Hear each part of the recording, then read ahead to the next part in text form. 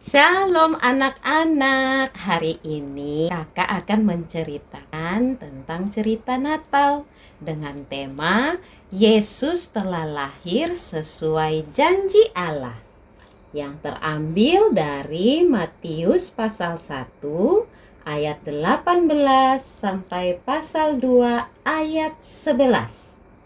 Nah, anak-anak, tanggal 25 Desember itu hari apa ya? Iya, benar sekali, hari Natal. Hari Natal adalah hari kedatangan Yesus ke dunia ini untuk menyelamatkan kita. Ternyata kedatangan Yesus ke dunia ini telah dijanjikan sejak dahulu kala. Setelah Allah menciptakan dunia, Adam dan Hawa hidup bahagia di Taman Eden. Tetapi manusia tergoda oleh si ular dan memakan buah pengetahuan baik dan jahat yang dilarang oleh Allah, sehingga dosa masuk di dunia. Akhirnya Adam dan Hawa diusir dari Taman Eden dan mereka berada dalam situasi yang sangat menyedihkan, di mana mereka tidak dapat bertemu dengan Allah lagi. Namun Allah memberikan satu janji kepada mereka yang terdapat dalam Kejadian pasal 3 ayat 15. Aku akan mengadakan permusuhan antara engkau dan perempuan ini, antara keturunanmu dan keturunannya. Keturunannya akan meremukkan kepalamu, dan engkau akan meremukkan tumitnya. Keturunan perempuan yang disebut dalam perkataan ini adalah Yesus.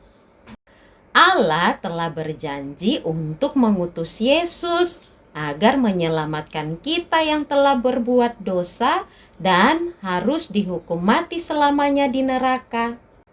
Janji Allah untuk mengutus Yesus kepada kita terus berlanjut melalui banyak nabi. Di antara para nabi itu ada seorang nabi bernama Yesaya. Dia adalah orang yang hidup 700 tahun sebelum Yesus datang ke dunia ini. Allah memberitahukan kepada Nabi Yesaya untuk menyampaikan nubuat ini. Nubuatnya terdapat dalam kitab Yesaya pasal yang ke-7 ayat yang ke-14. Demikian bunyinya. Sebab itu Tuhan sendirilah yang akan memberikan kepadamu suatu pertanda. Sesungguhnya seorang perempuan muda mengandung dan akan melahirkan seorang anak laki-laki, dan ia akan menamakan dia Immanuel. Telah dinubuatkan bahwa Yesus akan datang ke dunia ini melalui Maria yang masih perawan. Dan hal itu dinubuatkan selama 700 tahun sebelumnya. Wah, sungguh menakjubkan bukan? Sungguh luar biasa. Dan juga Allah telah memberitahukan dengan tepat di mana Yesus akan dilahirkan kepada Nabi Mika. Sehingga Nabi Mika bernubuat di dalam kitab Mika pasal 5 ayat yang kedua yang berbunyi, "Tetapi engkau, hai Betlehem Efrata, hai yang terkecil di antara kaum-kaum Yehuda, daripadamu akan bangkit bagiku seorang yang akan memerintah Israel, yang permulaannya sudah sejak purbakala, sejak dahulu kala."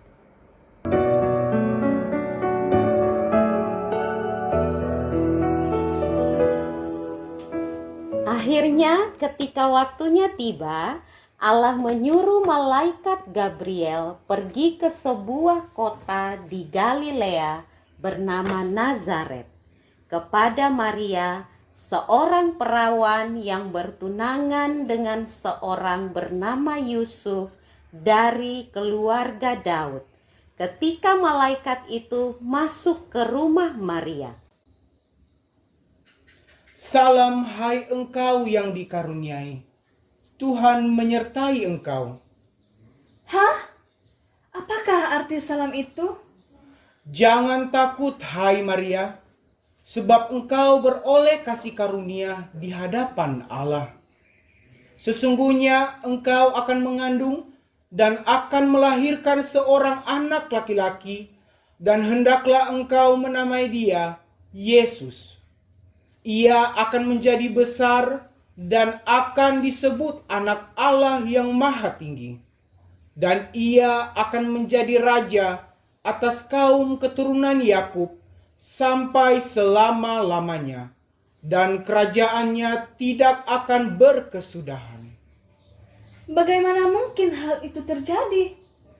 Karena aku belum bersuami. Roh Kudus akan turun atasmu, dan kuasa Allah yang Maha Tinggi akan menaungi engkau. Sebab itu, anak yang akan kau lahirkan itu akan disebut Kudus, Anak Allah. Sebab bagi Allah tidak ada yang mustahil. Sesungguhnya aku ini adalah hamba Allah.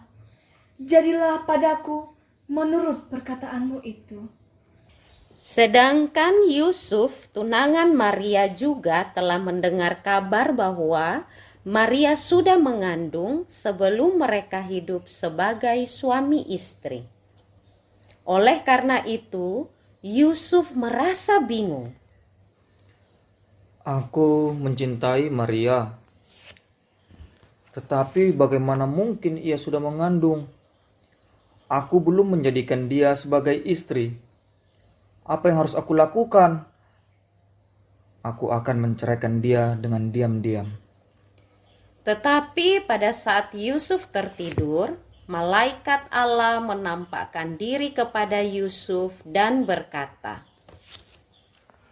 Yusuf anak Daud, jangan engkau takut mengambil Maria sebagai istrimu, sebab anak yang dikandungnya adalah dari Roh Kudus.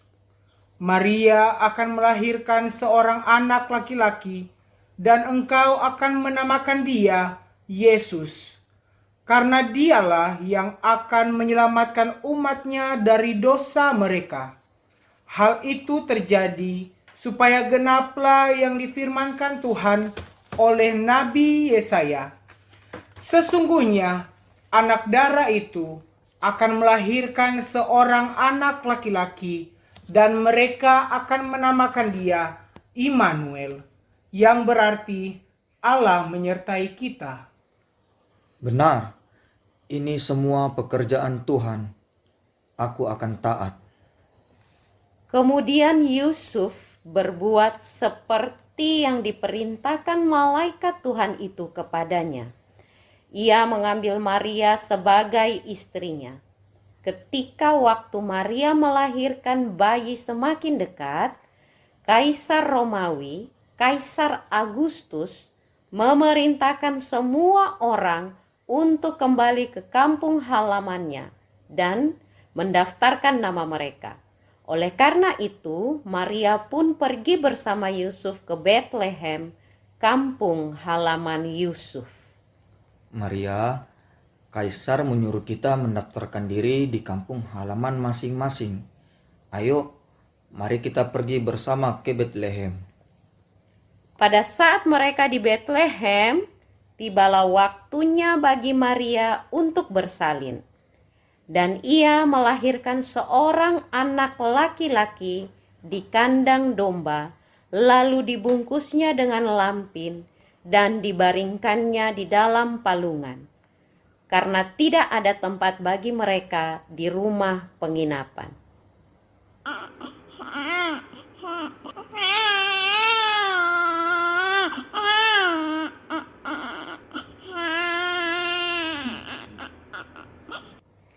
Anak ini adalah anugerah Tuhan. Dialah Immanuel, Allah menyertai kita. Kita harus menjaga dan membesarkannya sesuai kehendak Tuhan. Sesudah Yesus dilahirkan di Betlehem, datanglah orang-orang Majus dari timur ke Yerusalem, mengikuti bintang yang sangat terang. Lihat, bintang itu begitu terang. Itu tanda kelahiran raja orang Yahudi. Kita harus mengikutinya sampai kita menemukan sang raja itu.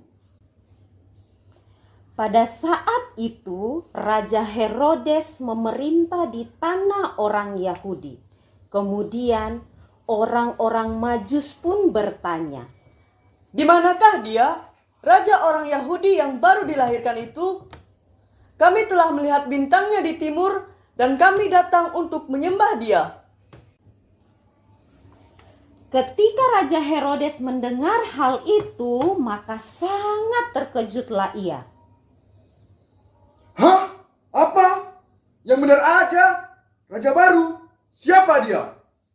Maka Raja Herodes mengumpulkan semua imam kepala dan ahli Taurat bangsa Yahudi, lalu bertanya kepada mereka, Hai, semua ahli Taurat, di mana Mesias akan dilahirkan?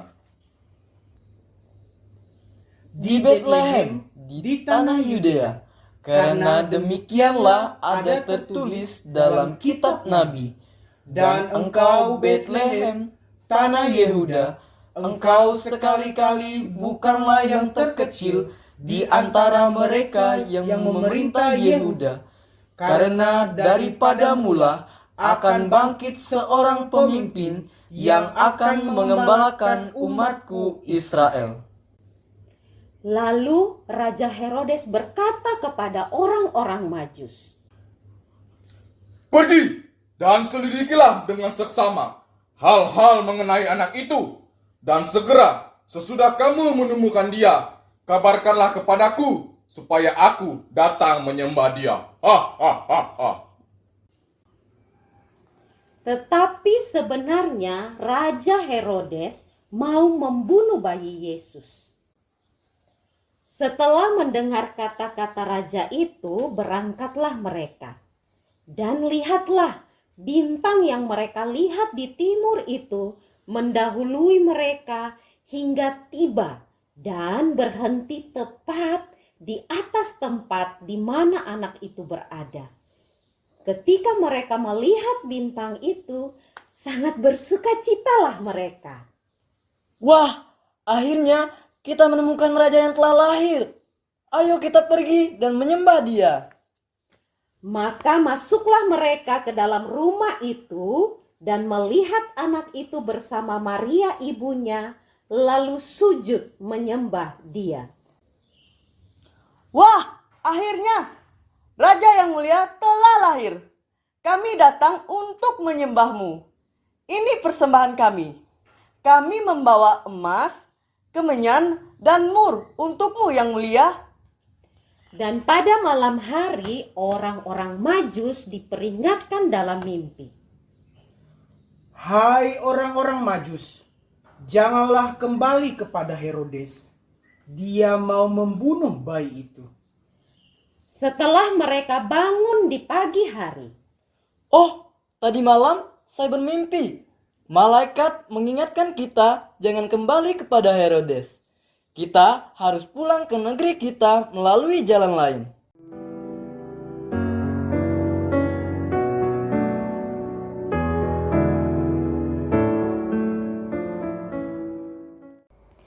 nah anak-anak, inilah kisah kelahiran Yesus di dunia, sesuai dengan janji Allah yang telah diberikan sejak dahulu kala. Yesus telah lahir di dunia untuk menyelamatkan umat manusia dari dosa mereka. Karena semua orang telah berdosa sehingga harus dipisahkan dari Allah yang kudus dan menderita selamanya di neraka. Tetapi karena begitu besar kasih Allah akan dunia ini, sehingga Ia telah mengaruniakan anaknya yang tunggal, yaitu Yesus. Setelah Yesus datang ke dunia ketika berumur 33 tahun, Ia menanggung semua dosa kita dan mati di atas kayu salib. Sebenarnya Yesus adalah anak Allah yang tidak berdosa, tetapi Yesus menanggung semua penderitaan itu dan mati di atas kayu salib. Mengapa hal itu terjadi? Supaya setiap orang yang percaya kepadanya tidak binasa, melainkan beroleh hidup yang kekal. Karena Yesus telah membayar upah dosa semua manusia, dosa kamu dan saya dapat diampuni. Dan setiap orang yang percaya kepada Yesus dapat masuk sorga, hidup selamanya bersama Yesus di sorga. Oleh karena itu, hari kedatangan Yesus adalah hari sukacita bagi semua manusia, karena janji Allah telah digenapi. Apakah kamu percaya Yesus telah datang ke dunia untuk menyelamatkan kamu? Apakah kamu mau berterima kasih kepada Tuhan Yesus yang telah datang ke dunia ini? Terima kasih Tuhan Yesus karena Engkau telah datang ke dunia untuk menyelamatkan kami. Haleluya!